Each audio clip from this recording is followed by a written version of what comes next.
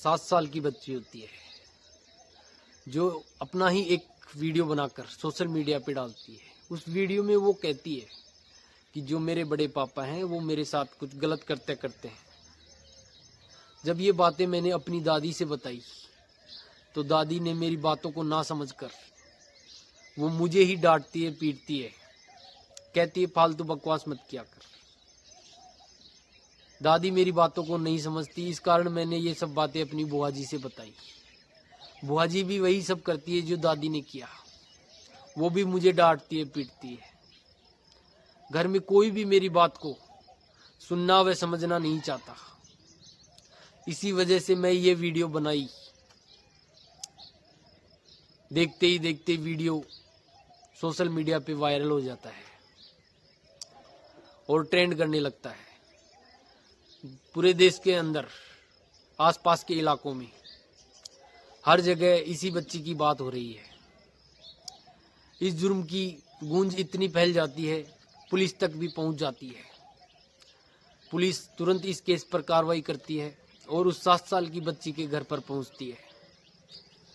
उस 7 साल की बच्ची के घर पहुंचकर पुलिस बच्ची के बड़े पापा, दादी व बुआ जी तीनों को गिरफ्तार करती है और उन्हें कोर्ट में पेश करती है। अदालत उन्हें सजा सुनाती है और उन्हें जेल भेज दिया जाता है।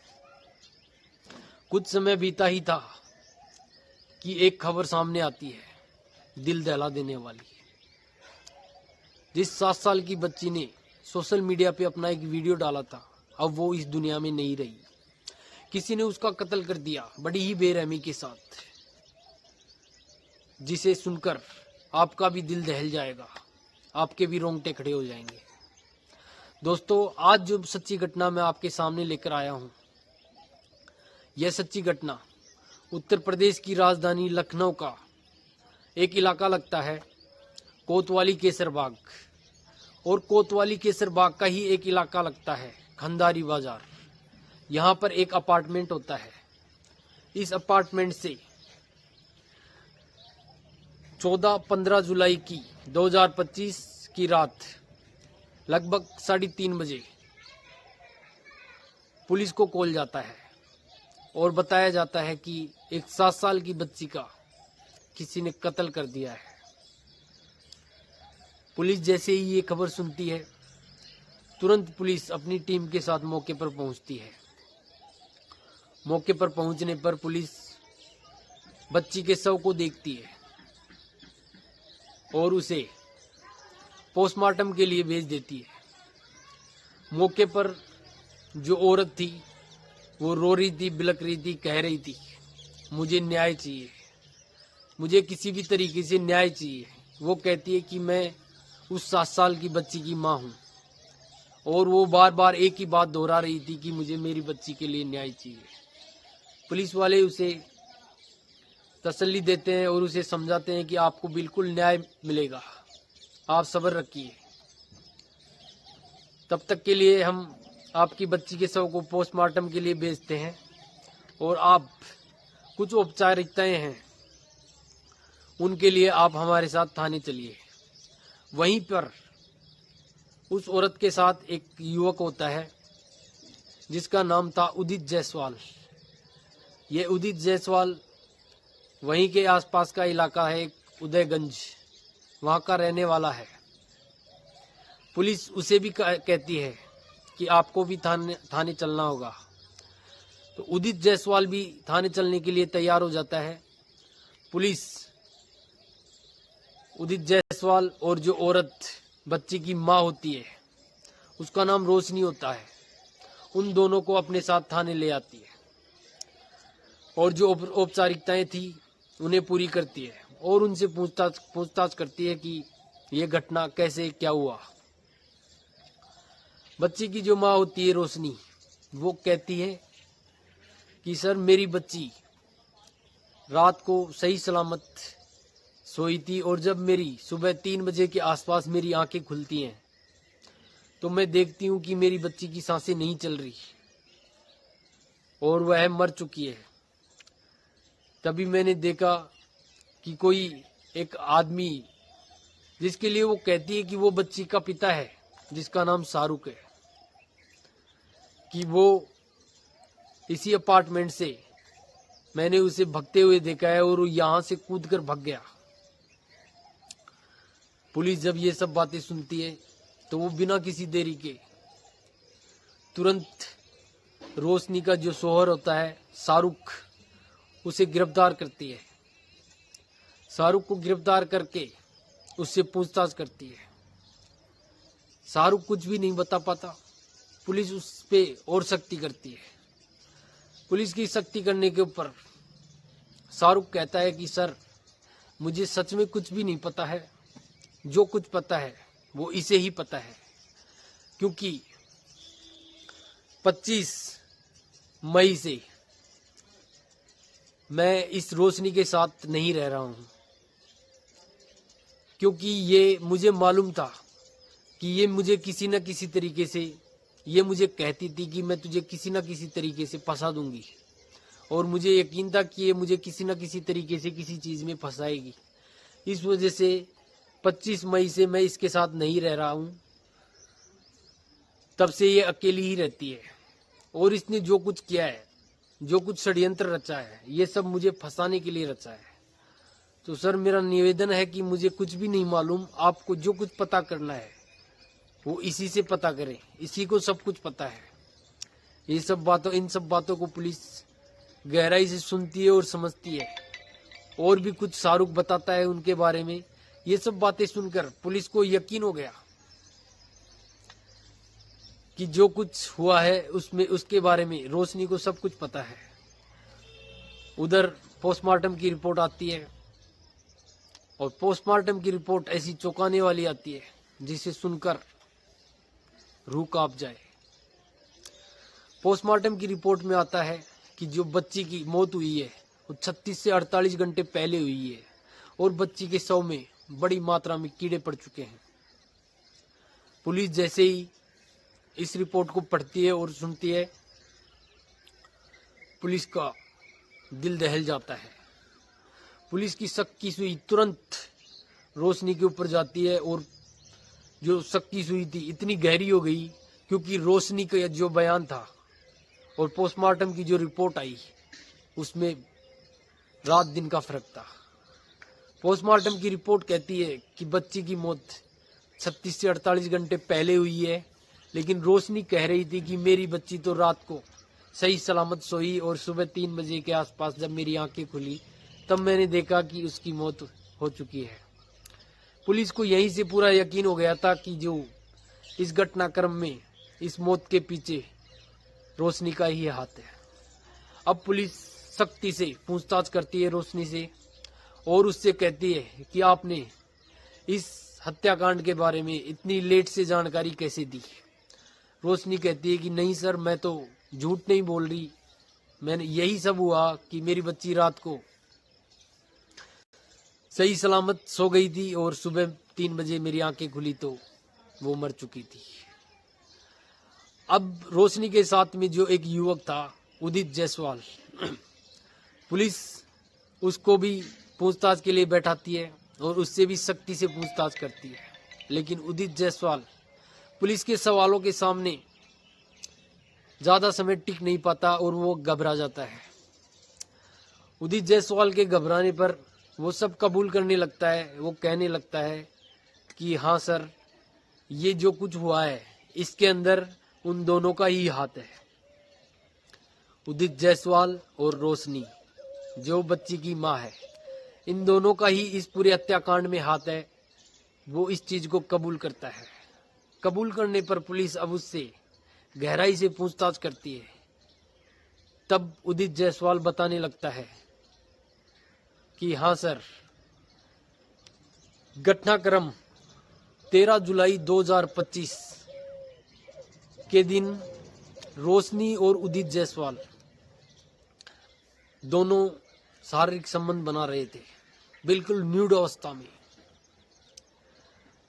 उनका यही काम था, दिल्ली का यही काम था उनका। वो दोनों नशा करते थे और शारीरिक संबंध बनाते थे, मौज मस्ती करते थे, बाहर जाना, घूमना फिरना, यही सब करते थे।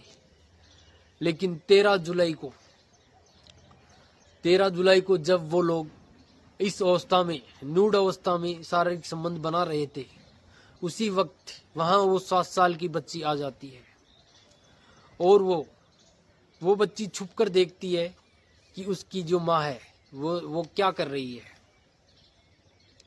जब रोशनी और उदित जायसवाल ये सब करने के बाद कपड़े उपड़े पहनकर वो देखते हैं कि उनकी जो रोशनी की जो बेटी है 7 साल की, वह एक कोने में छिपी हुई है और यह सब देख रही है। तो रोशनी अपनी बेटी के पास जाती है और उससे बात करती है। जब रोशनी उससे बात करती है तो 7 साल की बेटी कहती है कि माँ, जो तुम ये सब कर रही हो, अब्बू को आने दो, मैं उन्हें ये सब बताऊंगी। ये सुनकर रोशनी को झटका लगता है और रोशनी अपनी बच्ची को समझाती है कि नहीं बेटी, ये सब बातें कहने की नहीं होती, तू ये सब बातें किसी से मत कहना, ना ही तेरे अब्बू से, ना ही किसी और को। उसे रोशनी खूब समझाती है, लेकिन वो 7 साल की बच्ची ने हट पकड़ रखा था कि नहीं, जब भी अब्बू आएंगे मैं ये सब बातें उन्हें बताऊंगी, आप जो कर रही हैं मैं सब बताऊंगी। इसी के चलते रोशनी को गुस्सा आ जाता है और रोशनी को गुस्सा ऐसा आता है कि उस 7 साल की बच्ची को उठा उठा के पटकती है, मारने लगती है, पीटने लगती है। जब वो बच्ची फर्श पे गिर जाती है तो रोशनी उसके ऊपर चढ़ जाती है। जैसे ही रोशनी उसके ऊपर चढ़ती है तो बच्ची की चीखें निकल जाती हैं। पास में खड़ा उदित तुरंत उस बच्ची के मुंह को अपने हाथ से दबाता है और उसकी चीखों को बंद करता है। जब उदित उसके मुंह को दबा रखा था, तभी रोशनी अपने पैर से ही उस बच्ची के गले को दबाती है और उस गले को तब तक दबाती है जब तक कि उस बच्ची की जान न निकल जाए। अब बच्ची आखिरकार मर चुकी थी, वो इस दुनिया को छोड़कर जा चुकी थी। अब वो बच्ची वहीं पर, उस बच्ची को वो एक गठरी टाइप में बनाते हैं और एक बेड में उसको छुपा देते हैं। बच्ची की लाश, बच्ची का शव उस बेड में छुपा रहता है और कुछ वहां पे वो परफ्यूम छिड़क देते हैं ताकि उसके लिए धीरे धीरे जो शव से स्मेल आने लगती है वो ना आए। और वो लोग इसी तरीके से अपनी रंगेलिया शारीरिक संबंध बनाते रहते हैं। 2 दिन गुजर जाने के बाद शव से धीरे धीरे बदबू ज्यादा आने लगती है। उनके परफ्यूम छिड़कने ये सब कुछ भी काम नहीं आता। तब वो लोग डिसीजन लेते हैं कि करे तो क्या करे। तब वो डिसीजन लेते हैं कि 14 और 15 जुलाई की रात 3:30 बजे के आसपास वो लोग पुलिस को कॉल करते हैं और पुलिस को बताते हैं कि यहाँ एक बच्ची का कत्ल हो गया है और उस बच्ची का सारा इल्जाम वो उसी के पिता के ऊपर, जिसका नाम शाहरुख था, उस पे डालने की कोशिश करते हैं। लेकिन इस कबूलनामे के बाद बात साफ हो चुकी थी, यह कत्ल रोशनी और उदित जायसवाल ने मिलकर ही की थी। आगे की कार्रवाई में पुलिस उनसे पूछताछ करती है कि तुम लोग कैसे मिले हो, कहाँ मिले हो।